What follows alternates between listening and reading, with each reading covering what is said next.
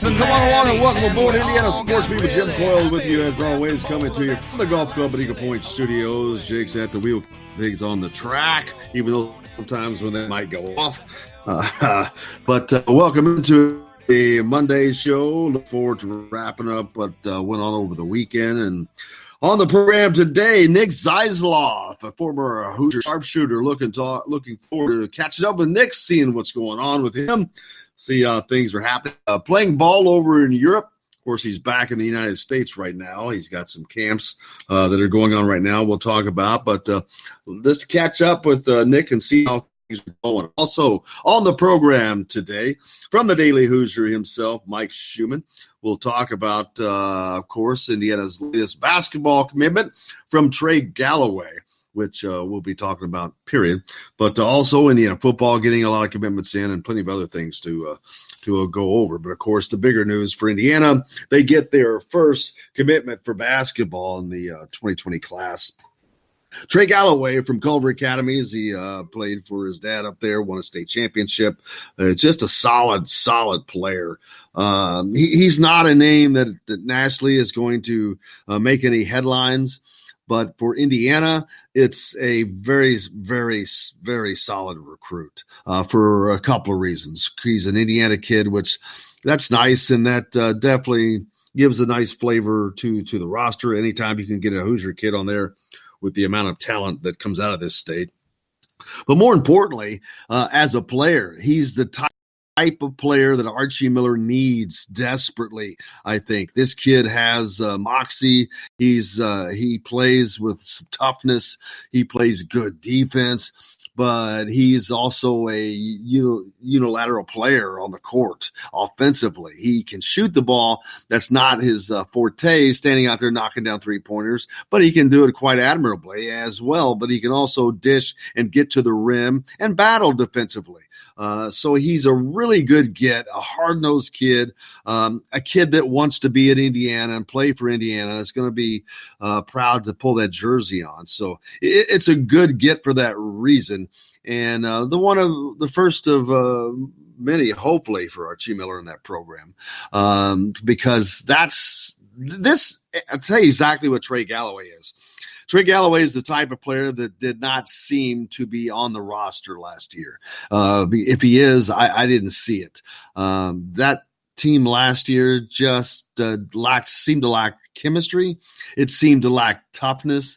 But I think this commitment in Trey Galloway, he's that type of player. He's a hard work, blue collar kind of get in there and get it done, make it happen. And he can do it in a myriad of ways. Like I said, he's got a shot. He can shoot. He can get to the rim, though. He can battle at that 2 or 3 spot, more than likely the 2. But he's just a good pickup. And now he's the first. He's opened the I don't want to say open the floodgates, but I think it's certainly going to prime the pump because there's only so many scholarships to go around. There's 3 more available. I fully expect Anthony Leal to take one of those, the kid from Bloomington South, of course, and he is a shooter. He can definitely stand out there and knock it down. They would be a great – to me, there's been talk about those guys together, and I'm like, I can't see them not playing together. I think they're very complementary. I think their games complement each other. Leal's more of an outside shooter, and that true 2-guard spot where or Leal is, brother, and where Galloway is. I think he floats between the 2 and the 3, actually. But I think their games complement each other, and I think they'll be on the same team. We'll wait to see when that happens. Of course, that's completely up to Anthony Leal when he's going to make his commitment to wherever that is. He has narrowed his choices down to Stanford and Indiana, but we'll see what that time picks up. Then you've got the other 2 open scholarships. I think Matt Cross will grab one of those. That's just an opinion I've had for a while. But the 4th spot, man, I am really, really completely open. No idea who's going to grab that or who Archie can get to take that. We'll certainly find out at some point. But we'll talk to Mike Schumann about that today as he is on the program. Don't forget about the Bierman Golf Scramble, August 16th, Floyd's Knobs, Indiana, Valley View Golf Course. Check out Shannon Bierman's Facebook page, or you can also go to my face or the show's Facebook page. It's on there as an addition to our Twitter page at Jim Coyle ISB. Indiana football media day for this Thursday. Looking forward to that. We'll be there with complete coverage, of course.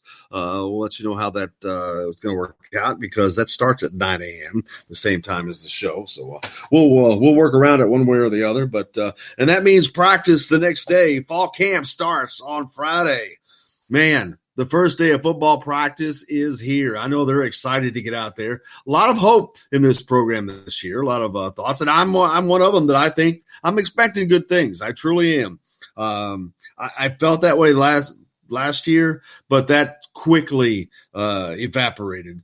And when I got a true look at what the offense was going to be like last year, it was like, yeah, this is not going to get it done.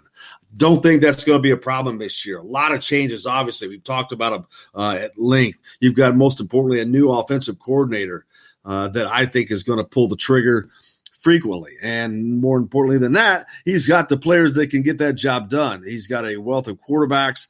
We don't know who that starter is going to be. That will be one of the most interesting things to come out of fall camp. Well, when that announcement is made, and that probably won't be until the week before that August 31st kickoff at Lucas Oil Stadium in Indianapolis. I think that Tom Allen he'll wait a week before. He said he does not want to go in to the game not knowing, so he's not going to be like a day before thing. I had him on the show when we were up at Chicago for Big Ten football media days, and he said at that time that I think it would probably be the week before, so we can the team knows what it's going to be like going into that last week of practice and preparation for the opening game. So we don't have that long before we're going to find out. But we certainly will get the chance to see all three of these guys compete throughout the spring, and looking forward to that. And looking forward to kickoff, man. I can't wait. Indiana, of course, first two games are non-conference games this season, but then they have an early Big Ten game with Ohio State, the third game of the season. So an early test for the Hoosiers. But I'm looking forward to the season, looking forward to kickoff. I can't wait to get at it. If you follow the TBT, the basketball tournament, Mo Creek, Ramy Abel, of course, part of Sideline Cancer, team that was in the regional final last night in Wichita. They upset, I forget the team they upset prior to that to get there, but last night they took on a team of Marquette alumni, and those guys were just knocking it down from outside. But that game, they were down by 16 with like 5 minutes to go, and they were able to cut it to 5. But unfortunately, the Marquette team made it to the Elam ending number first, which, if you're not familiar with that, I forget what the equation is to reach the number, but toward the end of the game, a number is set, a score. Last night it was 87, and the first team to reach that score wins the game. Jake, you're a mathematics guy. Do you know how they go about arriving at the Elam ending number? I have no idea, and I am far from a mathematics guy. Well, I know I'm not, but yeah, it's a unique deal in the TBT. If you're not familiar with it, it's kind of cool, but it's definitely different. That's sad news over in South Korea, where the World Swimming Championships are going on. A balcony collapsed at a nightclub nearby where the U.S. delegation was staying. There was a couple of injuries to some U.S. team members of the water polo team, I believe, but nothing serious. 2 people not associated with that passed away, sadly. A gigantic weekend for former Hoosier baseball player Kyle Schwarber. Man, I had that clip pulled up earlier, and I wish I had it again. He had a pretty good weekend. 7 RBI for Kyle Schwarber. He came off of 2 home runs in a game yesterday up at Milwaukee. He led off the game. I think it was his first pitch that he faced, but he had the bases loaded, and he obliged the crowd of knocking her sweet long, and then he followed up with another one, so he ended up with 7 RBI on the day. What a great day for Kyle Schwarber! And as a matter of fact, the Grand Slam was the longest tracked Grand Slam in 5 years by StatsCast. That's a long way. 476 feet, I believe, as he goes yard deep. But, man, he definitely had the game. Now, I don't know if it's the game of his career or not, but, man, I cannot find that daggone clip. I'm so disappointed. I wanted to play that again, but before we get into the next segment, because Nick Zeisloft's going to join us. But better get on to that anyway. You'd rather hear Nick talk. So we've got a lot more coming up here on the program. Mike Schumann from the Daily Hoosier is going to join us, like I said. But up next, former Hoosier sharpshooter Nick Zeisloft's on with Indiana Sports Beat. Of course, coming to you from the golf club at Eagle Point Studios. Back with more right after this. I didn't know how to write. My whole life has been one big fight. Born on the bad side. Hello, everybody. Jim Coyle from Indiana Sports Beat. When I'm not covering the Hoosiers, you can find me at Bubba's 33 in Clarksville, located on the northeast corner of I-65 at Veterans Parkway. Bubba's 33 has hand-tossed pizzas, bold burgers, and ice-cold beer from a select list of local craft brewers. An incredible food selection, all made fresh daily. Whether you're meeting the team for that post-win meal in the family dining area or meeting friends for happy hour to watch the game on one of Bubba's 50 TVs. Bubba's 33 in Clarksville. Pizza, burgers, beer. We all want a winning smile for those championship photos, and that's exactly what you will get at Reynolds Family Dentistry in Sellersburg. Reynolds Family Dentistry has been serving the dental needs of Hoosier families for over 30 years. Let Doctors Roger and Jay Reynolds take care of your family. Just off of I-65 at 809 South Indiana Avenue in Sellersburg. Call 812-246-3368. That's Reynolds Family Dentistry, 812-246-3368.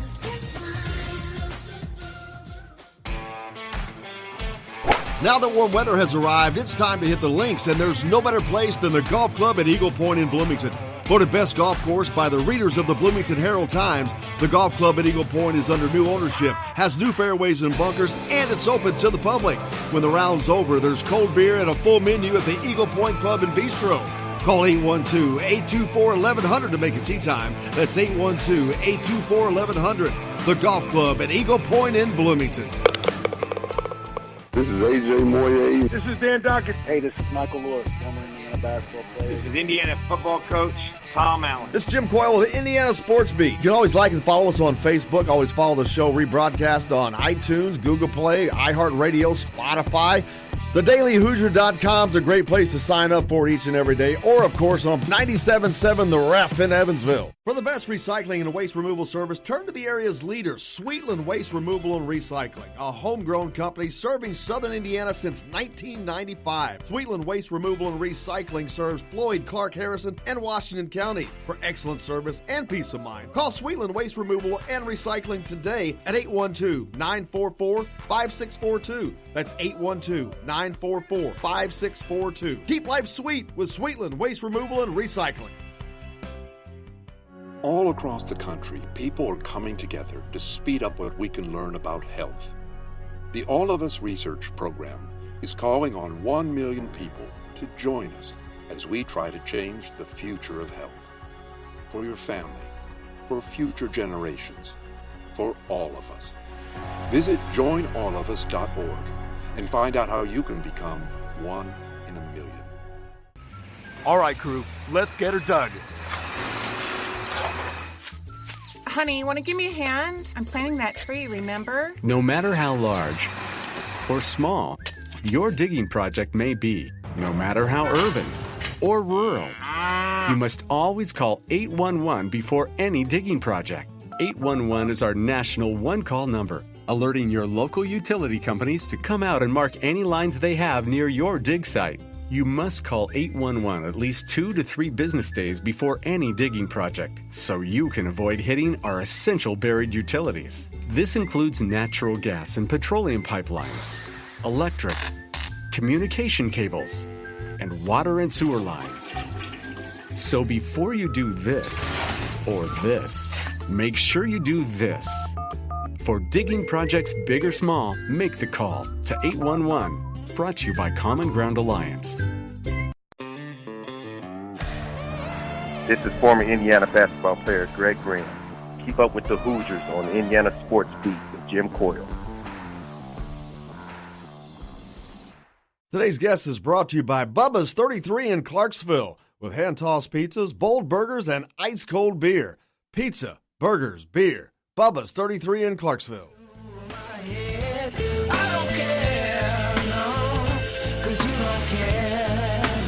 Welcome back to Indiana Sports Beat. Of course, coming to you from the Golf Club at Eagle Point Studios on this Monday. Getting your week started off right.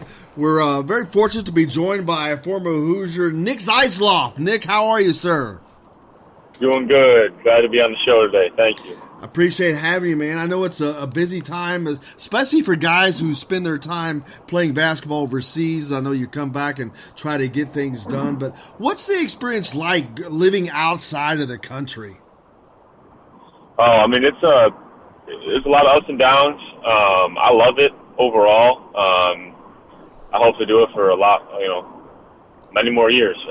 Hopefully the career can extend and I can get up to high levels. But, I mean, the overseas experience is great. Europe basketball, I love their sports there, especially basketball. And just like learning the cultures and the language and trying different foods, it's something that I love to do. And you just get to travel around some in your free time here and there. So overall, I love the experience. Well, it got to be pretty cool playing. I know you played in Italy, started in Italy and ended up in Spain. Both two amazing countries to get to tool around in. That's got to be an amazing experience to get to do that stuff off the side, because even if you were playing on a team here in the States somewhere, it's probably something that you're familiar with, but it's got to be a really cool experience to be able to enjoy those countries. Oh, for sure. The languages and the cultures are so different, and you're only an hour and a half flight away from each other, maybe 2 hours from Italy to Spain. And food, all that's different. The language. I actually was in Spain where they spoke two different kinds of Spanish. One was Basque, a very, very old language, and then the other is their typical Spanish, Castellano, that they spoke there. So. You're crossing borders from country to country, and also just going from different cities in the same country, and things are different. The field, the environment, the people, everything's different. Yeah, is it difficult getting not getting around, but when you live day to day in a foreign country that speaks a different language, it's got to present some unique opportunities. But is it difficult getting around? It's not that bad. The language in Spain I was most familiar with that. I actually do know a little bit of Spanish. I've learned a lot when I was there, and I was only there for 3 months. Now Italian is a little bit harder. So in terms of like the language, it's not that bad, but and then also just travel. You just got to figure out what your routine is and what places you need to go and when, and traveling wise, it's pretty simple. So nothing too wild, too difficult. And it's amazing the amount of leagues that there are out over there in Europe. I mean, there are more places to play over in Europe, I think, than there are in America. That's definitely for sure. I mean, Italy alone has like 4 or 5 leagues, all the way from A1, then A2, then D, C, and I think D. Those are the different divisions. Spain as well. I was in Lithuania my first year, and I think they have 2 or 3 as well. So the bigger countries, the more leagues they have. And then on top of that's just, their own country, their own domestic leagues. On top of that, you have international leagues sometimes. So you have the best teams in these countries competing in their own domestic league as well as an international league if they are one of the better teams in their country. So like the top teams, the top 1 or 2 in Germany play in the EuroLeague against the top 3 or 4 in Spain, 3 in Turkey, 1 Italy, 2 Greece, 1 Lithuania, 2 Russian. Now they're going to pick up a French league in the EuroLeague, and that's so those teams are playing in 2 separate leagues for a whole season. I know soccer is the international sport, but basketball seems to have become the number 2 sport in Europe or in other parts of the world outside of America, where it was, it's only been around for, 30, 40 years over there, but it's really grown, and the fans seem to just love their basketball. Oh, yeah, soccer, that is, definitely takes top notch for all these for most countries. Now the cool thing was about my first year in Lithuania. Lithuania is just a basketball country. It's their first 10 religions, honestly, out there. So it was so cool to play in my first season overseas in a country that just loved their basketball. Honestly, like the state of Indiana loves basketball. So that was kind of cool going from 2 years at IU, one with the Pacers and Mad Ants, and then straight to Lithuania. That was 4 years of just, the utmost respect and love for basketball. And then go to Italy. They love it, but soccer still is top notch there. And Spain now, they love their basketball. I would tell you that.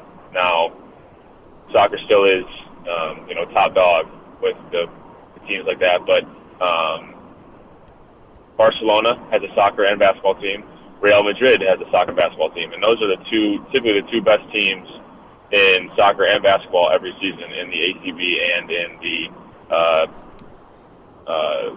Spanish Premier League, Prima. And you say that places like Lithuania loves basketball, like the state of Indiana, which of course it's a religion in Indiana. But do they have programs for younger kids where they're developing talent in those countries, or is it more of the pro aspect? So they do have that. There's a lot of like basketball academies. That's what some of these kids do, all the way up from like 8, 9, 10, 11, 12 years old, all the way through until some become pro and sign with professional teams that, depending on the country and their skill level, 16, 17, 18 years old. Then they're playing against guys all the way up until 40 years old. So their development is impressive to see. These young guys learning from veterans and competing against veterans, and I mean like multi-year veterans. Before they actually, get their time to shine. Because there's not really like university basketball. There's not a lot of it. There's not really high school basketball. It's just different. It's much different than how we do it in the States, where it's high school, college, pro.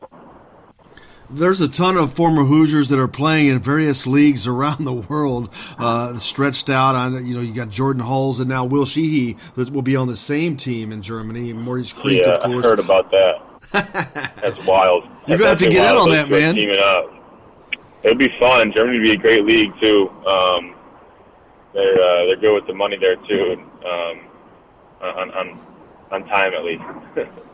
I'm surprised we don't see that a little more often with former teammates, because obviously there's chemistry there. But if they're good enough to play in that league, it seemed like it would really benefit a team to bring in a couple of teammates.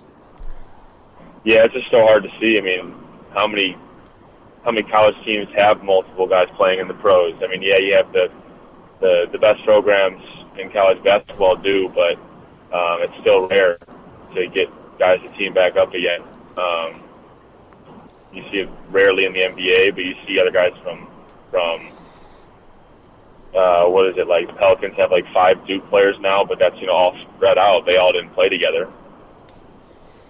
Right. Now, and I know talking to Jordan and talking to Maurice and those guys, they, their time is limited when they get back to the U.S., and there's a lot of things that you want to do, catching up and whatnot. What's the biggest thing that you look forward to doing when you get back over to the U.S.? Just spending time, hanging out with family and friends, and being a suburban kid from Chicago, just loving being back in Chicago. It still is my favorite city in the world, even though I've seen some pretty spectacular places now. It just, but it goes by fast. You basically I almost had every weekend booked up before I even came home from Europe. Just line up with, okay, I'll be here this weekend, there this weekend.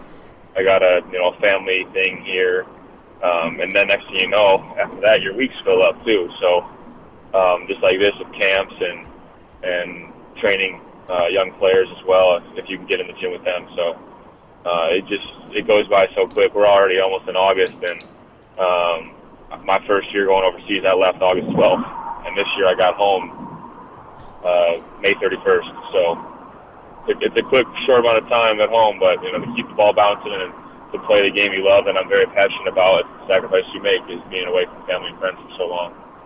Here recently, I've seen several former Hoosiers coming back and working out over at the Cook Hall and whatnot. Do you ever get a chance to come back to visit? I've been trying to look into when I could. I've been circling possibly the middle of August, late August weeks this year, depending on when I would leave and whatnot. I like getting back to see, or just to be around campus, and then be around some of the guys that I was with when I was there, whether that be Dr. Rank or Tim Garl, the trainer. I mean, yeah, there's been a lot of turnover now since my time there. I don't think there's any. I think the last of the players are gone now too. Quentin and Juwan Morgan, who I played with. I mean, I know the other guys. I've met them, and some were on visits when I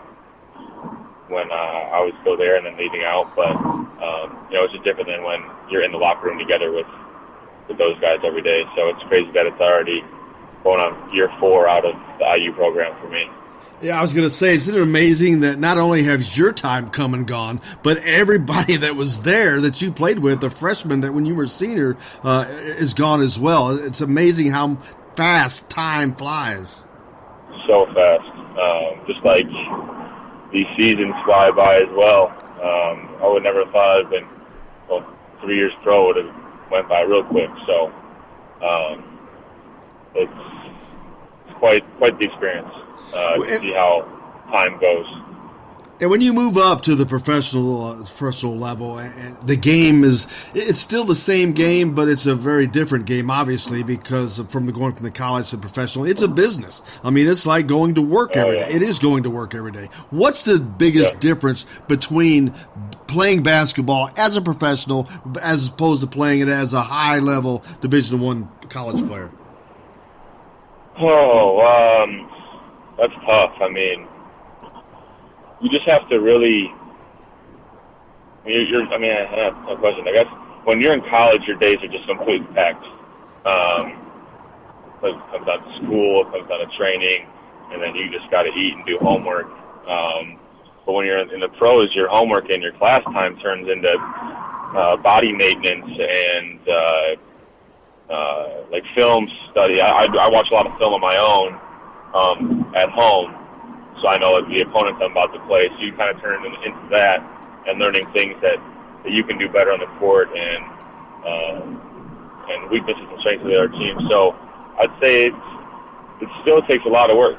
You're not in the gym as much at the pro level because as you're older, you can't be pounding down in the bodies all the time, but you're still working every single day to make sure you're healthy enough to play and ready enough to play every day.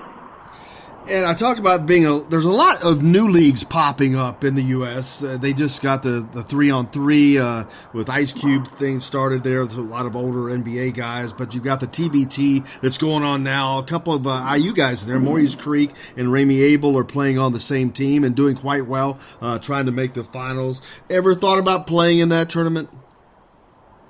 I've debated it a few times. Christian Watford actually wanted to see if I wanted to play last summer. It's so hard when, you only get so much time at home, to be home and enjoy home and to give your body a rest as well. Because the overseas season is so much longer, than the NBA season. Because you leave, middle, late August and go until, some teams, if you're winning playoffs, go until middle of June. So, it's just so hard to just, get back to it and play in the TBT. So I've passed on that the last few years. If I was playing in the D League again, I might consider it because those seasons it's only a 5-month season, and then you have some summer to play and stuff like that. But it just never was the right time for me to do so. I know being out of the country when you are, it's difficult to follow anything, much less. But do you get a chance to follow Indiana and keep up with what's going on with them? I think I only was able to watch one game this year, and it was the Butler one. Crazy game, crazy finish. You picked a good one to watch. And it just seems like us Hoosiers always find a way to win it in those crossroad classic games, and it's fun to say that. because the in-state ones, I remember both of mine were crazy there, and that one was crazy. So I don't get to watch too much, but that was a fun one to watch this year. Well, you can always keep up with them on with Indiana Sports Beat. We'll keep you up to date so you can follow that. But hopefully they've got Archie Miller, obviously a different regime since which you were there. What's it like, or have you been involved in a program that had a coaching change and you had to deal with that? So I went to Illinois State and started playing for Coach Jankovic, Tim Jankovic, who's the SMU head coach now. I was recruited by him and signed to play at Illinois State. In my first year, I redshirted because I thought I needed it. I needed more strength and quickness and just experience. So I redshirted that year, and then the team had a great year, and he got the assistant coach in waiting job under Larry Brown at SMU. So he left after 1 year, and then I was with Coach Muller for my last two at Illinois State before I graduated early and moved down to Indiana. So that coaching change was much different for me, from Coach Jankovic to Coach Muller. Both great coaches, win a lot, but just completely different styles and just way of coaching and seeing the game. So it was. Go ahead. I was going to say, when you have a situation like that, what's the toughest part of that? I know they're both great coaches, but very different styles, and one is not one that you were recruited to play for and you were expecting to have. How difficult is it to make that adjustment and that change?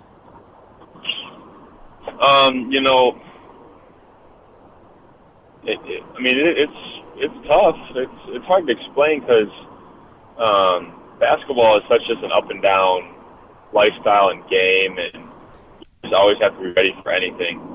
Coach Green was really good at teaching us that, and I learned that at Illinois State, going from one coach to another. You just kind of respond and get the job done, and do what it takes to do your role and play your role and win as many games as you can. So you just strap it up, and as long as you're coachable, that's a big key. That's a big key. That doesn't have to do with who your coach is. That just has to do with you as a person. Absolutely. I know you've been busy. You have been summer. Like you said, you've been a packed schedule coming in. But I know you got some camps that you're doing. Obviously, one today, the 29th and 30th, over in Bloomington Normal, Illinois, not Indiana. But talk about that camp, and then I know you've got another one coming up in August. Yeah, so very excited to have this one in the next few days. The first one that I'm doing at either of my alma maters, Illinois State or Indiana. And I'm doing it with one of the best players that has played at Illinois State, my current roommate in Chicago and really good friend, Jackie Carmichael. Jackie and I played together 2 years at Illinois State, and we're putting this one on with a trainer friend of ours down at Illinois State. He coaches and trains kids through Pure Set Basketball. His name's Brandon Hayen.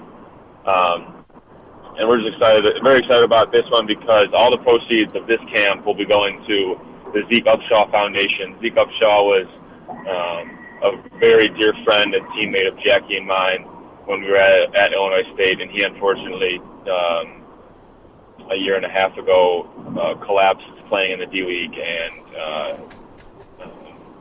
went into cardiac arrest and then passed away.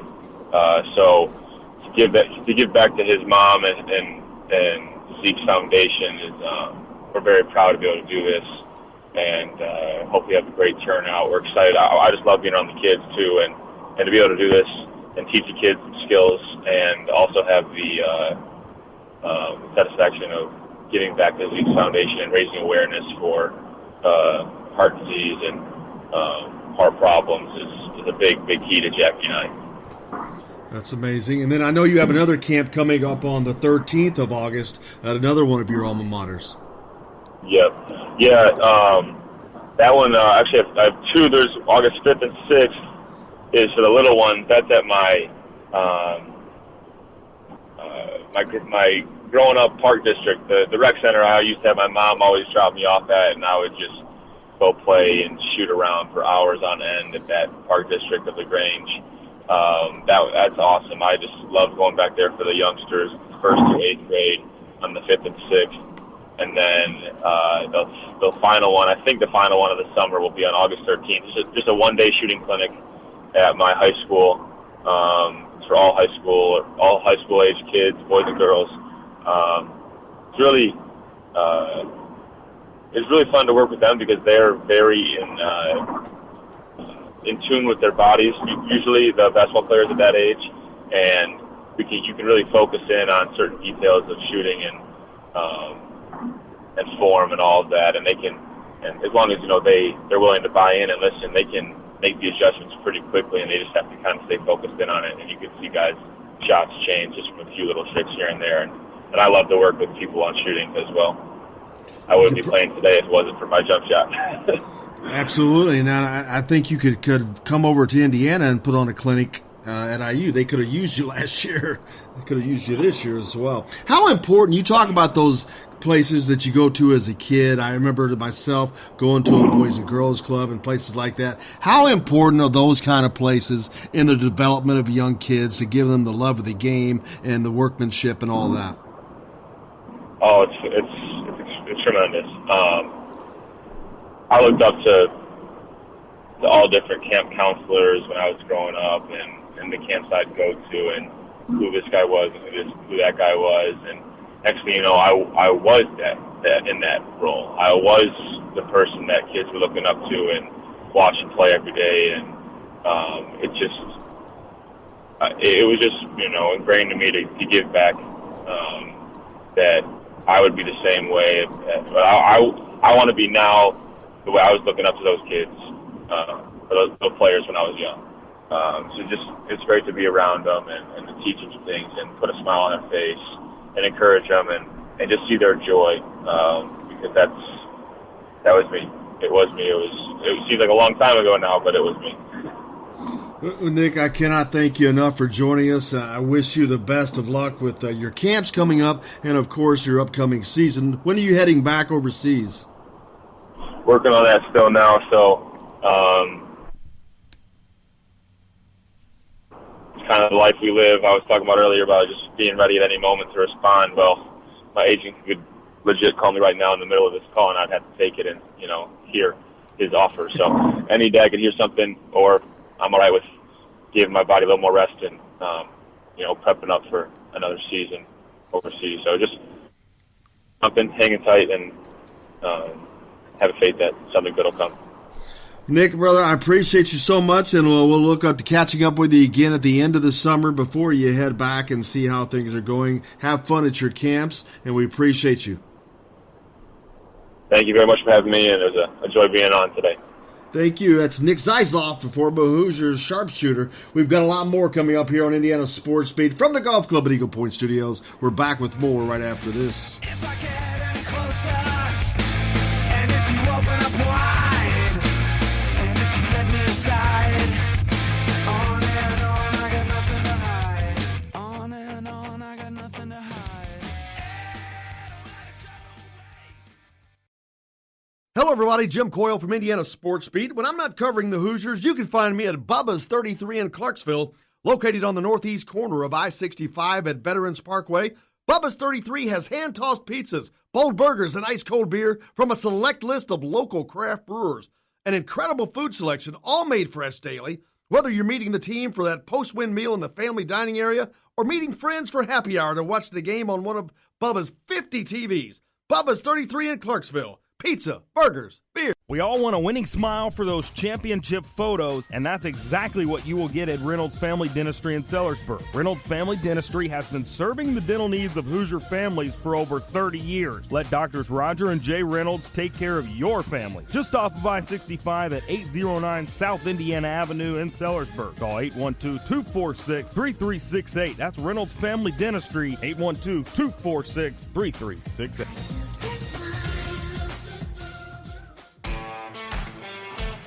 Now that warm weather has arrived, it's time to hit the links, and there's no better place than the golf club at Eagle Point in Bloomington. Voted best golf course by the readers of the Bloomington Herald-Times, the golf club at Eagle Point is under new ownership, has new fairways and bunkers, and it's open to the public. When the round's over, there's cold beer and a full menu at the Eagle Point Pub and Bistro. Call 812-824-1100 to make a tee time. That's 812-824-1100. The Golf Club at Eagle Point in Bloomington.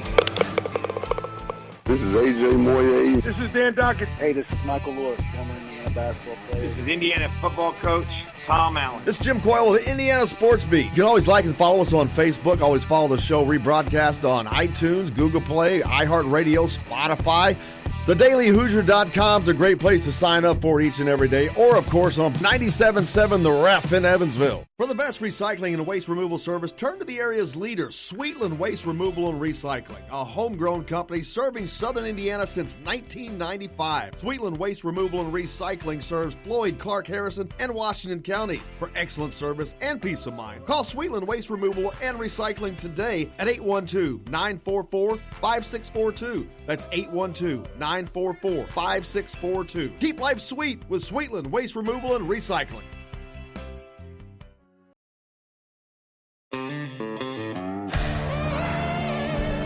Hi, this is A.J. Moye, and you're listening to Indiana Sports Beat with Jim Coyle.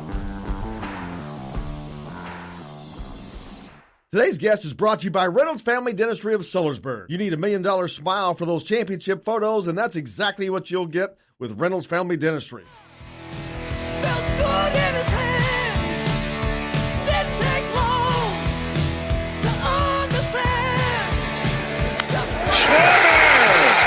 Slam, 4-0. Wow.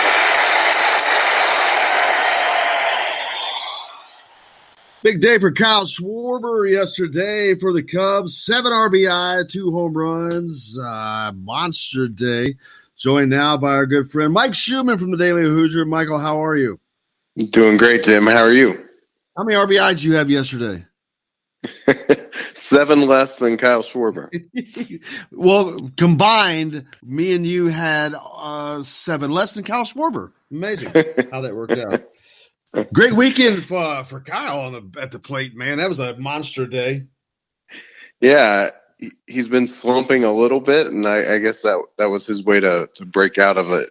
It's been a really, really kind of a cool year for a lot of former IU baseball stars in the major leagues, which has been exciting to watch. Guys that, whose careers were kind of fading a little bit, and you didn't know if they were kind of going to be wrapping things up for the major leagues or what. But Josh Bagley out in Oakland's having a breakout year. Alex Dickerson, a really neat story if people don't know about it. Missed 2 entire seasons with the Padres the last 2 years, and then this year is having a breakout year with the Giants. How pissed is San Diego right now? They trade him to San Francisco, maybe 3 weeks ago, and he has been on fire since the day he got to San Francisco. Yeah, I mean, it's been incredible. I think he had a day like Schwarber had in his very first game with the Giants, something like a 6 RBI type of day in his first game after getting called up, and he hasn't really let up since. It's an incredible story. He was a really good hitter at IU and just kind of had a lot of tough luck the last couple of years, but finally things are working out for him. So it's good to see. It's good for the program too to have that many players doing well in the big leagues. It's a recruiting tool as well. Absolutely. A lot of big news coming up for Indiana basketball. They get their first commitment of the year with Trey Galloway. Not a surprise at all, but it's I'm sure it's a relief to a lot of Indiana fans to get that first recruit. Probably a relief to Archie Miller in some ways, but I don't know if this is going to open the floodgates per se, but it's definitely going to prime the pump, because now you've got 3 remaining scholarships. I think Anthony Leal is going to be next, followed by Matt Cross. But I don't have any idea who that 4th scholarship could go to. But Trey Galloway, I think, he's not going to make big headlines nationally, but I think he's the exact kind of player that Archie Miller desperately needs, because he has toughness and grit and all that good stuff. And he can do a lot of different things. He can shoot the ball if he has to, and he can also drive and bang around with those guys. So for a team that seemed to lack intensity and toughness last year, I think he's a great get. Yeah, I think he's almost like hand-picked for Miller in terms of the kind of guy that he wants to build a program around. It's the kind of guys that he had at Dayton, as you mentioned, the tough guys, the guys that play with grit and are a little bit ornery with their style of play. Those are the type of guys that Miller won with. He didn't have stars. He didn't have 4 and 5 star type of players. He had guys that would wanted to meet you in the back alley and pick a fight. And Galloway is a coach's son too, so he brings just a lot of intangibles. If you're the type of person that looks at recruiting rankings, you might be like, 3-star, outside the top 150 if you look at the 24/7 composite, but that is just not the story. And I think as you and I and a lot of other people have learned here through the years, if you're a recruit that's not kind of in the top 15, 20 nationally, then it's kind of, throw it up in the air. It could go in any direction. It's kind of hit or miss with guys. There's no sure things outside of those initial 15, 20 guys. And I think Galloway, while as a freshman, he may not blow anybody away. He'll find a niche role as a freshman, but I think it's really when he's an upperclassman that you're going to see, really the potential for a program to be led by someone like Galloway. Yeah, his intangibles don't go into his quote unquote ranking, but there's no doubt that I think that he is the exact type of player, like you said, that Archie Miller needs to build this program. Because as I said, that last year there was just no cohesiveness, no toughness, and you've got to have that no matter what kind of team you have. And I think this is a great start, a great pickup, and we'll see where we go from there. Like I said, I think Anthony Leal is going to commit as well. We'll see when that happens. I think Matt Cross will be one, but I don't have anyone pegged for that fourth hole. I don't know who in the world that might be. Yeah, I think there's going to be. I agree with you. Those three guys, I do think are all the most likely right now. And if I had to put money down, I would say they're all three going to end up at Indiana. But I also agree that the fourth guy is not nearly as clear. I think you're going to see some lists come out even today that include Indiana on the final, whatever their numbers are, 5, 6. Caleb Love, a guy that IU's been recruiting for a long time now out of St. Louis, a point guard, which I still believe is something that Indiana really needs to have in this 2020 class. He's going to come out, I believe it's today, with the top 6, and I believe Indiana will be in that group, but I don't think they're going to be, he won't have it broken down by tiers, but I don't think Indiana's in the top tier. I think his recruitment's elevated to the level of the North Carolinas and the Kansas.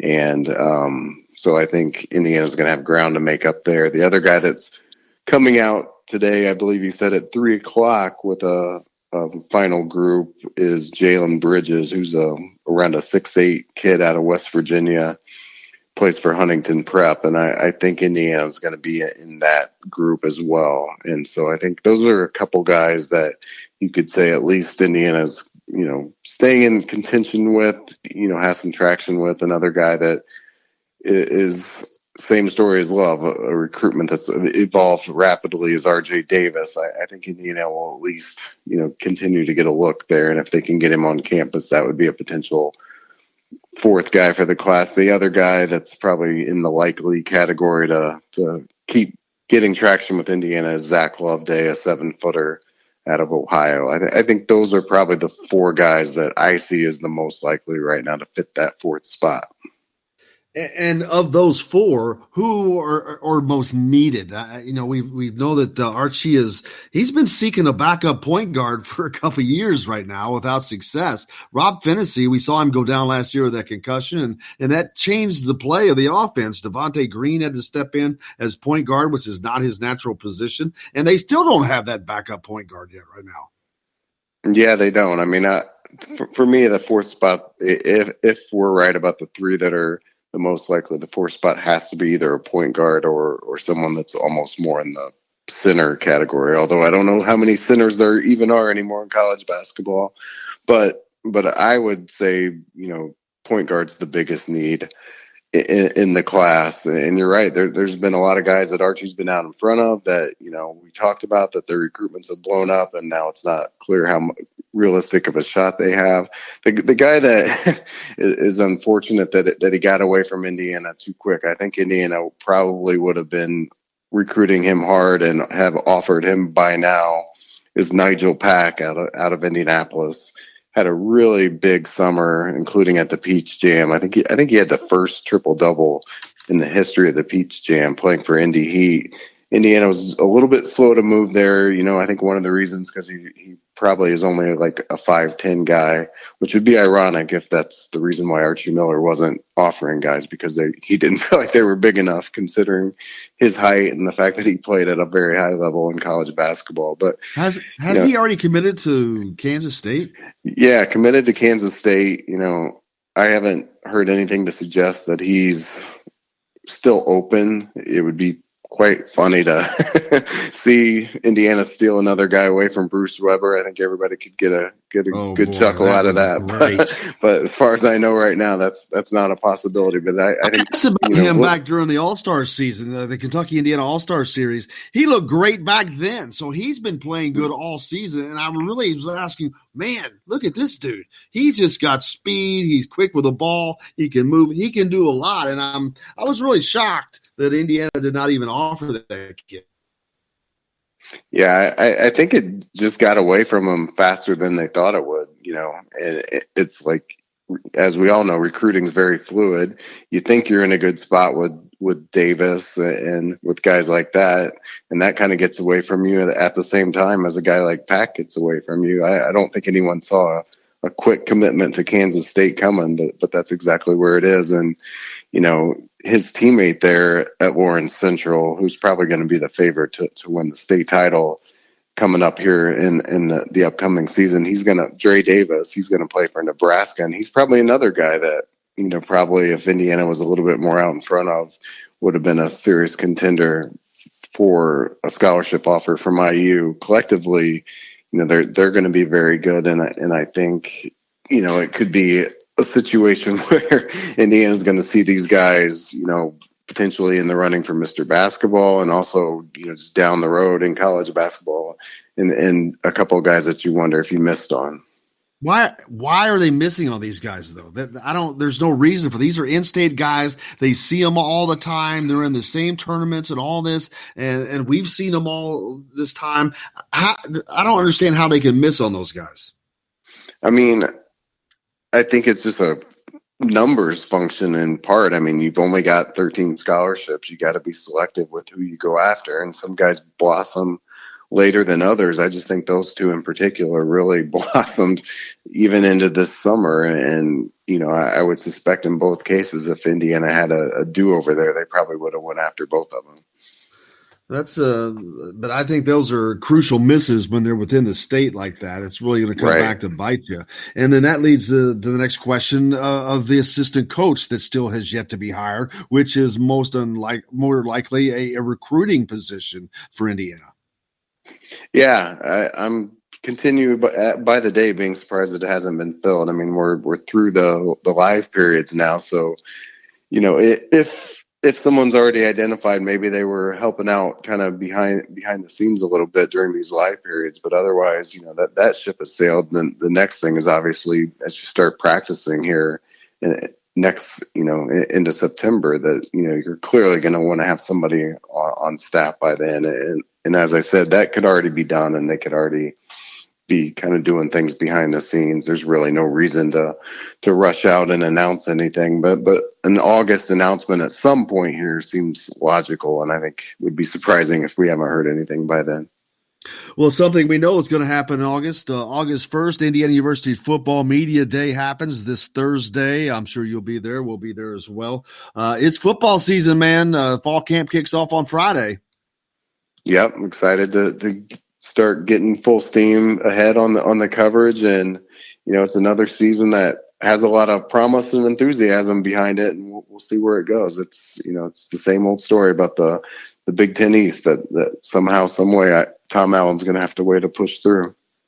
Well, everyone has been making their prediction for who's going to be quarterback, this and that. We'll find out in about 3 weeks. Tom Allen said on my show at the Football Media Days in Chicago for Big Ten that he expects to make that announcement about a week before the game, so that whoever the guy is can go into that last week preparing as the number one quarterback. And so it's not that far away that we'll find out. But I think what people don't understand, I see people all the time making their prediction. I'm not making a prediction because I have no idea, because I truly believe that Tom Allen has no idea, because those three guys, to my knowledge, have not been able to practice together healthy all at the same time until now. Yeah, I agree with you 100%. I don't think Allen knows. I think you look at him and you can make a compelling case for all three, but no one's seen them enough to know beyond just understanding that the talent's there. One thing I asked Nick Westbrook at the Big Ten Media Day is just if this whole scenario creates a problem for the receivers and the overall chemistry in the offense, just not having enough reps with whoever's going to be the starter. He assured us that that's not the case, but it's not ideal. So the sooner the better to get it wrapped up. Well, we look forward to it. I think it's going to be. I think it's going to be a good season for Indiana. It has. I'm going to say it has to be, but they need to get back to a bowl game for Tom Allen, for his job security. I'd say, and not that he's going to lose his job if they don't this year, but I think they're heading in that direction. I think that they have the pieces in place. I think especially with the addition of someone like Kalen DeBoer, who has added 10 to 15 points per game instantly wherever he's gone. And that's something this team desperately needs, because if they had that last year, that's an 8-win season. I know it's hard. You can't always look at it that simplistically, but they lost 3 games by a touchdown or less, and they won 5. So if you add those 3, my math comes up with 8. That would have been an astonishing season for that team, because I still thought that they were very mediocre offensively, but yet they were that close to winning 8 games. It's kind of nuts if you think about it. Yeah, I mean they were mediocre at best offensively. Their defense was very young, and probably the worst defense that Allen's had since he's been there running it. And that was expected because they were so young. They lost so many pieces. Now coming back this year, they've got an experienced defense coming back with a really talented secondary, and then an offense that's just from across the board brings back experience and weapons. And if DeBoer can, juice the enthusiasm and the overall productivity of that offense, there's no reason to believe there can't be a step forward. But as we all know, it's the games you circle on the schedule. It's the Maryland, it's the Rutgers, it's the Northwestern. You can't have any slip ups in those games, and that's going to be the standard in terms of whether or not Indiana can really take a step here. Absolutely. Mike Schumann from the Daily Hoosier. Make sure you check out the free IU content at thedailyhoosier.com as always. Mike, thank you, sir. Thank you very much. Have a great week. You bet, man. You as well. That's going to wrap it up for us today on the program. Grateful to have Nick Zeisloft and Mike Schumann on the show today. We look